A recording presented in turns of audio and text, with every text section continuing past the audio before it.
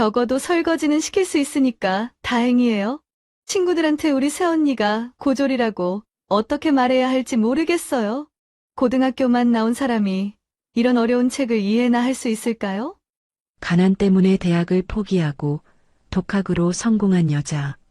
그녀는 모두가 부러워하는 명문가 집안의 며느리가 되지만 고졸이라는 이유만으로 벌레만도 못한 취급을 받습니다. 제가 영어를 못 알아들을 거라 확신하고 바로 옆에 세워둔 채 웃으며 잔인한 말을 내뱉는 시어머니와 시누이. 그들의 위선과 거짓을 알게 된 순간 저는 더 이상 착한 며느리로 살지 않기로 결심했습니다. 가장 밑바닥이라 무시했던 새언니의 반격이 시작되자 명문대 교수라던 시누이의 모든 것이 거짓으로 드러나는데 과연 이 위선자들의 마지막은 어떻게 될까요? 오늘의 이야기 시작합니다. 그 전에 잠깐 구독과 좋아요 눌러주시면 큰 힘이 됩니다. 적어도 설거지는 시킬 수 있으니까 다행이에요. 제 바로 옆에서 하지만 제가 결코 넘을 수 없는 벽저편의 언어로 시누이 강지민이 말했습니다. 친구들한테 우리 형수가 고등학교만 나왔다고 어떻게 말해야 할지 모르겠어요. 날카로운 사기 그릇이 부딪히는 소리보다 더 차갑게 그 한마디가 제 심장에 박혔습니다. 그 순간 제 결혼 생활을 송두리째 흔들 잔인한 위선의 서막이 올랐음을 직감했습니다. 남편 강지훈을 만나기 전까지 제 삶에 학력이라는 그림자는 존재하지 않았습니다. 오히려 그것은 가질 수 없는 사치에 가까웠죠. 부모님을 일찍 여의고 세상에 홀로 던져진 제게 대학은 꿈꿀 수조차 없는 머나먼 이야기였습니다. 고등학교 졸업장이 제가 가진 세상의 전부였고 살아남기 위해 곧바로 사회에 뛰어들어야 했습니다. 작은 공장의 격리부터 식당 아르바이트까지 닥치는 대로 일하며 밤에는 낡은 컴퓨터 앞에 앉아 독학으로 코딩을 배웠습니다. 잠을 줄여가며 온라인 강의를 듣고 달아빠진 원서를 뒤적이며 미래를 그렸습니다. 그렇게 25 모든 것을 걸고 작은 정보기술 회사를 차렸을 때의 두려움과 설렘을 아직도 잊을 수 없습니다. 해외 고객과 소통해야 하는 일이 늘어나면서부터는 밤마다 화상통화로 영어를 익혔습니다. 그렇게 앞만 보고 달려온 제게 명문대를 나온 강지훈은 따스한 빛과 같은 사람이었습니다. 그는 제가 어느 대학을 나왔는지 묻지 않았습니다. 대신 제가 어떤 밤을 새워 지금의 회사를 일구었는지를 물었고 제 손에 박인 굳은 살을 안타까워하며 존중해 주었습니다. 그의 따뜻함에 기대어 결혼을 결심했을 때 저는 세상을 다 가진 기분이었습니다. 하지만 그의 가족을 만나는 순간 행복의 정점에서 보이지 않는 유리벽과 마주해야 했습니다. 고풍스러운 가구와 값비싼 그림이 걸린 그의 집은 저와는 어울리지 않는 세계처럼 느껴졌습니다. 첫 만남에서 시어머니가 될 방 여사께서는 위아래로 저를 훑어보시더니 제 눈을 똑바로 보며 물으셨습니다. 서아 씨는 어느 대학 나왔지? 강지훈이 미처 말하지 못했던 모양입니다. 고등학교 졸업하고 바로 일을 시작했습니다. 라고 대답하는 순간 박 여사의 얼굴에서 온기라고는 찾아볼 수 없는 싸늘한 미소가 번졌습니다. 그 옆에 앉아있던 강지민의 입가에는 노골적인 경멸이 스쳤죠. 어머, 새언니 고졸이시라고요? 그날 이후 그들의 세상에서 저는 이름 대신 고졸이라는 주운 글씨로 불리는 듯 했습니다. 그들은 저를 평가하고 재단하고 그들만의 기준에 미치지 못하는 존재로 낙인 찍었습니다. 사랑만으로 넘을 수 없는 거대한 벽이 바로 그곳에 있었습니다. 결혼 후 첫 가족 모임은 시할아버지의 제삿날이었습니다. 엄숙하고 고요한 분위기 속에서 저는 새 식구로서 당연히 부엌일을 도와야 한다고 생각했습니다. 조심스럽게 부엌으로 들어가자 박 여사께서는 질색하며 손사래를 쳤습니다. 아니다, 서아야. 넌 이런 일에 익숙하지 않을 테니 그냥 거실에 앉아 있어. 지민이랑 나랑 하면 돼. 처음에는 저를 배려해 주시는 줄로만 알았습니다. 어쩔 수 없이 거실로 나와 강지훈과 시아버지 강 회장님과 어색한 대화를 나누는 동안 부엌에서는 두런두런 이야기가 들려왔습니다. 처음에는 알아들을 수 없는 속삭임이었지만 이내 익숙한 언어가 제 귀를 파고들었습니다. 영어였습니다. 해외 사업을 하며 피땀 흘려 익힌 언어. 그들은 제가 그 그림자 대화의 의미를 전혀 알아채지 못할 것이라 확신하고 있었습니다. 쟤는 고졸이야. 우리 아들이 어쩌다 저런 애랑 결혼했는지 믿을 수가 없어. 박 여사의 목소리였습니다. 심장이 철렁 내려앉았습니다. 온몸의 피가 발끝으로 쏠리는 기분이었습니다. 강지민이 경쾌하게 맞장구를 쳤습니다. 그러게 말이에요. 우리가 지금 무슨 얘기하는지도 모를걸요? 표정 보니까 우리가 자기 칭찬이라도 하는 줄 아나 봐요. 어차피 멍청해 보이는데. 저는 그 자리에 얼어붙었습니다. 그들은 저를 눈앞에 두고 투명 인간 취급하며 모욕적인 언사를 쏟아냈습니다. 제 옷차림부터 말투, 심지어는 제가 가져온 과일 바구니의 가격까지 조롱의 대상이 되었습니다. 내 친구들에게 새언니가 고졸이라고 말하기 정말 창피해요. 강지민의 한숨 섞인 목소리가 비수처럼 날아와 박혔습니다. 강지우는 아무것도 모른 채 아버지와 정치 이야기를 나누고 있었고 저는 홀로 그 모든 언어의 폭력을 감당해야 했습니다. 그날 밤 잠을 이룰 수 없었습니다. 옆에서 곤히 잠든 강지훈의 얼굴을 보며 수없이 망설였습니다. 이 끔찍한 진실을 남편에게 말해야 할까? 하지만 차마 입이 떨어지지 않았습니다. 이 사실을 알게 되면 그가 얼마나 상처받을지, 그리고 이제 막 시작된 결혼 생활이 어떤 파국을 맞을지 두려웠기 때문입니다. 저는 그저 이 모든 것이 악몽이기를 바라며 눈을 감을 뿐이었습니다. 제 생일이 다가왔을 때 박 여사께서 뜻밖의 전화를 걸어왔습니다. 서아야, 내 생일이니까 우리 집에서 상 차려줄게. 지훈이랑 같이 오너라. 수화기 너머로 들려오는 다정한 목소리가 오히려 비현실적으로 느껴졌습니다. 그동안의 냉대를 생각하면 믿을 수 없는 호의였죠. 혹시 마음을 여신 걸까? 어쩌면 내가 너무 예민하게 군 것일지도 모른다는 작은 희망을 품고 시댁으로 향했습니다. 식탁에는 정말 제가 지난번에 무심코 좋아한다고 말했던 음식들이 가득 차려져 있었습니다. 우리 며느리 생일인데 이 정도는 해줘야지. 박 여사는 인자한 미소를 지으며 말했고 강지민 역시 새언니, 이 케이크 정말 예쁘죠? 제가 특별히 주문했어요 라며 살갑게 굴었습니다. 저는 그 순간 정말 감동했습니다. 어쩌면 모든 것이 제 오해였을지도 모른다고 이제야 진짜 가족이 되는 것이라고 생각했죠. 화기애애한 분위기 속에서 식사를 마치고 박 여사께서 말했습니다. 남자들은 거실에서 차나 마시라고 하고 우리 여자들은 설거지나 할까? 제가 하겠다고 나섰지만 박 여사는 굳이 셋이 같이 하자며 제 등을 떠밀어 부엌으로 이끌었습니다. 그리고 설거지가 시작되자마자 그들만의 언어가 다시 시작되었습니다. 제 생일 챙겨주느라 정말 피곤해 죽겠네. 겉으로는 좋은 척해야 하니까. 박 여사의 목소리였습니다. 강지민이 웃으며 대답했습니다. 그래도 체면은 차려야죠. 저렇게 좋아하는 걸 보니 바보는 바보인가 봐요. 적어도 설거지는 시킬 수 있으니까 다행이에요. 아, 모든 것이 연기였습니다. 생일상도 웃는 얼굴도 다정한 말도 전부 가짜였습니다. 저는 그 순간 머릿속이 하얘졌습니다. 하지만 이번에는 당하고만 있지 않기로 결심했습니다.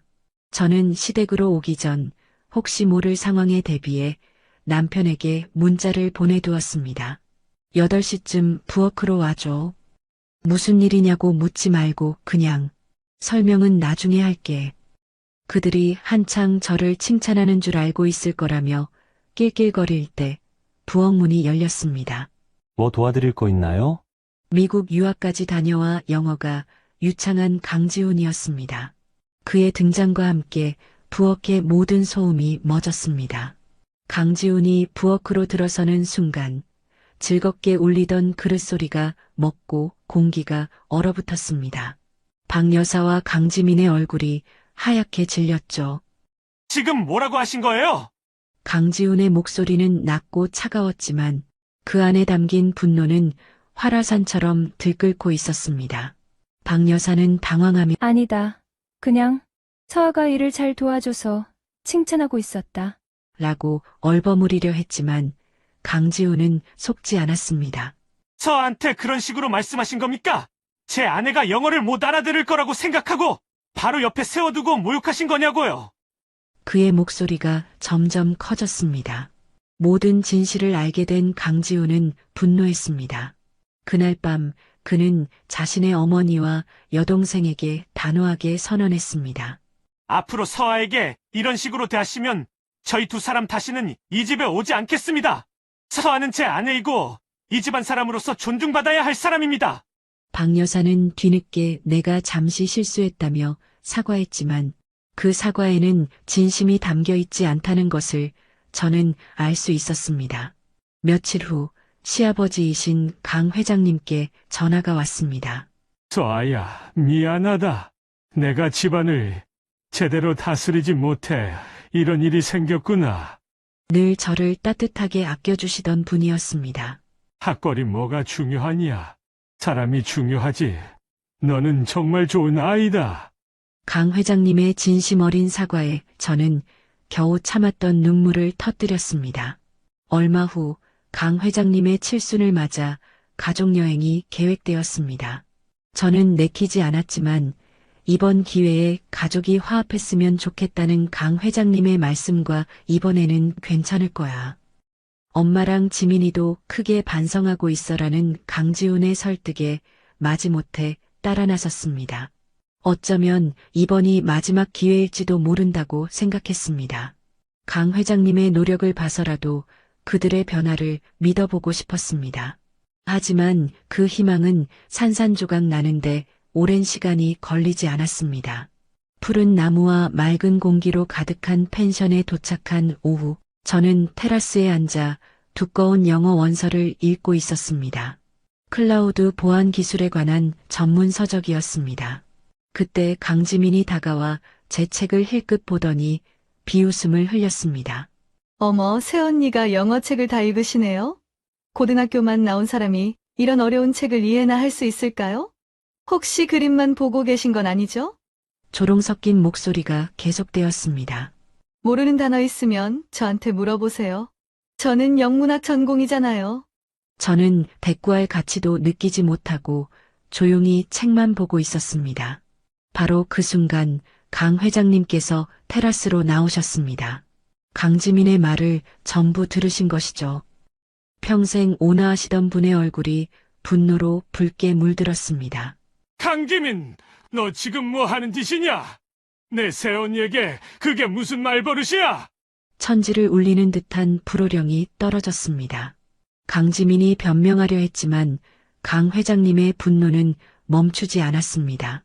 내 새언니가 얼마나 대단한 사람인지도 모르고 그깟 학벌 따위로 사람을 무시해 혼자 힘으로 사업을 일구고 내 오빠까지 행복하게 해주는 사람이다.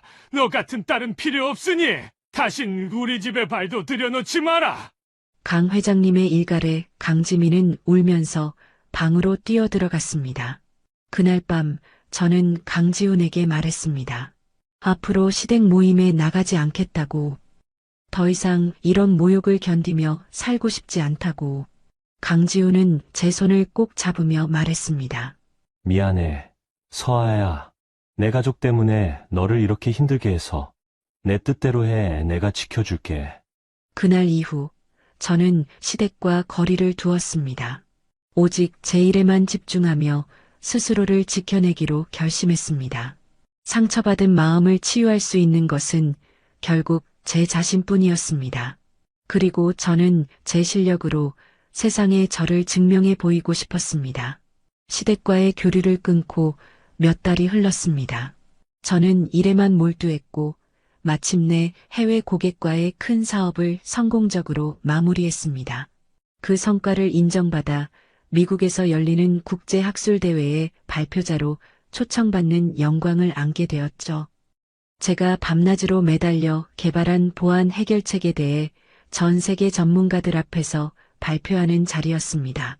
성공적인 발표 이후 여러 대학에서 강연 요청이 쇄도했습니다. 그 중에는 국내 최고의 명문대로 꼽히는 한국대학교도 있었습니다. 처음에는 망설였습니다. 제가 감히 그런 곳에서 강연할 자격이 될까 두려웠습니다. 하지만 강지우는 당신이 얼마나 대단한 사람인데 당연히 해야지라며 제 등을 떠밀어 주었습니다. 그의 격려에 용기를 내어 수락했습니다. 그런데 강연 날짜가 다가왔을 때 강지훈이 무심코 던진 한마디에 저는 숨을 멈췄습니다. 그런데 그 대학교, 지민이가 다니는 곳 아니야? 생각지도 못한 사실이었습니다. 하지만 이미 약속한 강연을 취소할 수는 없었습니다.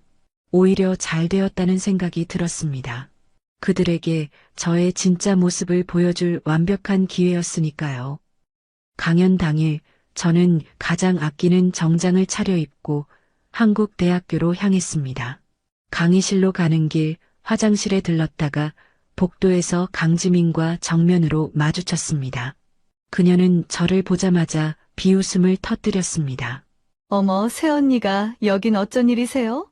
이런 고급 강연을 알아들을 수는 있으시고요. 청강생은 뒤쪽에 앉아야 하는 거 알죠? 저는 그저 옅은 미소와 함께 대답했습니다. 곧 알게 될 거예요. 강의실 앞까지 따라온 강지민은 제가 교수들 앞에서 무슨 망신을 당할지 기대하는 눈치였습니다. 그녀의 눈에는 여전히 저를 향한 경멸과 무시가 가득했습니다. 강의실 안은 이미 많은 교수와 대학원생들로 가득 차 있었습니다. 묵직한 학구열이 공간을 채우고 있었죠. 강지민은 뒤쪽에 자리를 잡고 앉아 계속해서 저를 비웃는 눈으로 쳐다봤습니다. 사회자가 단상에 올라 오늘 특별 강연을 해주실 분을 소개하겠다고 말했을 때까지도 강지민은 제가 청강생인 줄로만 알고 있었습니다. 미국 국제학술대회에서 최우수 발표상을 수상하며 주목받은 혁신적인 정보, 기술 해결책을 개발하신 윤서아 대표님을 큰 박수로 모시겠습니다. 사회자의 소개가 끝나는 순간 강지민의 얼굴이 새하얗게 굳어지는 것이 보였습니다. 강의실 안에서는 박수갈채가 터져 나왔지만 그녀만은 망연자실한 표정으로 멍하니 앉아 있었습니다. 저는 단상으로 걸어가며 강지민을 힐끗 보았습니다. 그녀는 입을 벌린 채 충격에서 헤어나오지 못하는 듯했죠. 저는 마이크 앞에 서서 인사를 건네고 제가 어떻게 독학으로 프로그래밍을 배웠는지, 어떤 어려움을 겪었는지, 그리고 어떻게 지금의 성과를 이룰 수 있었는지에 대해 차분히 이야기했습니다. 저는 대학 교육을 받지 못했지만 그것이 제약이라고 생각하지 않았습니다. 오히려 더 간절한 마음으로 공부했고 실무에서 직접 부딪히며 배운 것들이 더 큰 자산이 되었습니다. 강연이 끝나고 질의응답 시간이 되자 교수들의 전문적인 질문이 쏟아졌습니다. 저는 모든 질문에 자신 있게 대답했고 영어로 질문하는 외국인 교수에게는 유창한 영어로 답변했습니다. 그 모습을 보며 강지민의 얼굴은 점점 더 굳어갔습니다. 강연이 모두 끝나자 저를 무시하던 강지민과 뒤늦게 연락을 받고 달려온 박 여사가 제게 다가와 완전히 다른 사람이 된 것처럼 아첨을 늘어놓았습니다. 바로 그때 강지민의 동료 교수가 다가와 물었습니다. 그런데 이상하네요. 강지민 선생은 정규 교수가 아니라 시간 강사인데 이런 분이 가족이라면 왜 이력서에 안 쓰셨을까요? 시간 강사라니요? 우리 지민이는 교수라고 했는데요. 박 여사의 떨리는 목소리에 강의실 복도는 싸늘한 침묵에 휩싸였습니다. 동료 교수는 멋쩍은 표정으로 설명했습니다. 강지민 선생은 작년부터 저희 학과에서 시간당 강의료를 받고 수업하는 시간 강사로 일하고 있습니다. 모든 것이 거짓이었습니다. 강지민은 대학원 졸업 후 몇 년간 취업을 못하다가 겨우 시간 강사 자리를 얻었고 가족에게는 정규 교수라고 속여왔던 것입니다. 박 여사의 얼굴이 하얗게 질렸습니다. 그럼 내가 그동안 서아를 무시한 건 너도 별 볼 일 없으면서 그들의 추악한 민낯을 더는 지켜볼 이유가 없었습니다. 저는 조용히 그 자리를 떠났습니다. 등 뒤로 모녀의 처절한 비명이 들려왔지만 이상하게도 통쾌함보다는 깊은 허무함이 밀려왔습니다. 복수를 위해 달려온 것이 아니었기에 그들의 무너진 모습이 제게 승리감을 안겨주지는 못했습니다. 그저 거짓으로 쌓아 올린 삶의 끝이 얼마나 비참한지를 목격한 씁쓸함만이 남았을 뿐입니다. 며칠 뒤 강지훈을 통해 충격적인 소식이 연이어 들려왔습니다. 강지민이 그동안 발표한 논문 대부분이 다른 연구자의 것을 교묘하게 표절한 것이었으며 해외 학술지에 실렸다고 자랑하던 논문 역시 존재하지 않는 가짜였다는 사실이 학교 자체 조사를 통해 밝혀졌다는 것이었습니다. 학력 사기와 연구 부정 행위가 모두 드러나면서 그녀의 박사 학위는 결국 취소되었습니다. 그 소식을 들은 박 여사는 충격으로 쓰러져 병원에 입원했고 모든 사실을 알게 된 강지민의 남편은 곧바로 이혼을 요구했습니다. 거짓으로 쌓아 올린 위태로운 성은 한순간에 먼지처럼 무너져 내렸습니다. 며칠 후 병실에서 박 여사로부터 전화가 걸려왔습니다. 수화기 너머로 들려오는 목소리는 과거의 오만함은 온데간데 없이 쇠약하고 떨리고 있었습니다. 서아야, 내가 다 잘못했다. 내가 사람 보는 눈이 없었어. 내가 진짜 보석 같은 아이였는데 내가 껍데기만 보고. 그녀는 말을 잇지 못하고 흐느꼈습니다. 저는 잠시 침묵하다가 차분하게 입을 열었습니다. 어머니, 사과는 받겠습니다. 하지만 용서는 다른 문제인 것 같아요. 제가 받은 상처는 쉽게 아물지 않을 겁니다. 앞으로는 지훈 씨를 통해서만 안부를 전해주세요. 진심이 담기지 않은 사과를 강요하고 싶지도 얄팍한 동정심으로 관계를 이어가고 싶지도 않았습니다. 그것이 저 자신을 지키는 유일한 방법이었습니다. 진정한 품격은 졸업장이 아닌 인격에서 나옵니다. 사람을 향한 존중이 없는 지식은 오만일 뿐이라는 것을 그들은 너무 늦게 깨달은 것입니다. 저는 이 모든 시련 속에서 저를 믿고 묵묵히 곁을 지켜준 남편 강지훈의 사랑 덕분에 버틸 수 있었습니다. 그의 사랑은 학벌이나 배경을 따지지 않는 오직 윤서아라는 사람 자체를 향한 것이었습니다. 그것이야말로 저를 지켜준 가장 단단한 방패였습니다. 이제 저는 더 이상 상처받지 않습니다. 제 가치는 제가 스스로 증명하며 진정으로 소중한 사람들과 함께 제 길을 걸어갈 것입니다. 저녁 노을이 아름답게 번지는 사무실 창가에 서서 도시의 불빛을 내려다보았습니다. 어느새 다가와 제 어깨를 감싸 안은 강지훈의 온기가 느껴졌습니다. 이제 다 괜찮아. 그의 따뜻한 한마디에 모든 아픔이 녹아내리는 듯 했습니다. 저는 그를 돌아보며 미소 지었습니다. 진짜 품격과 지켜주는 사랑이 무엇인지 저는 이제야 비로소 알게 되었습니다. 오늘도 귀한 시간 내어 끝까지 시청해주신 구독자 여러분 진심으로 감사드립니다. 오늘의 이야기가 마음을 울렸다면 구독과 좋아요, 댓글 부탁드립니다.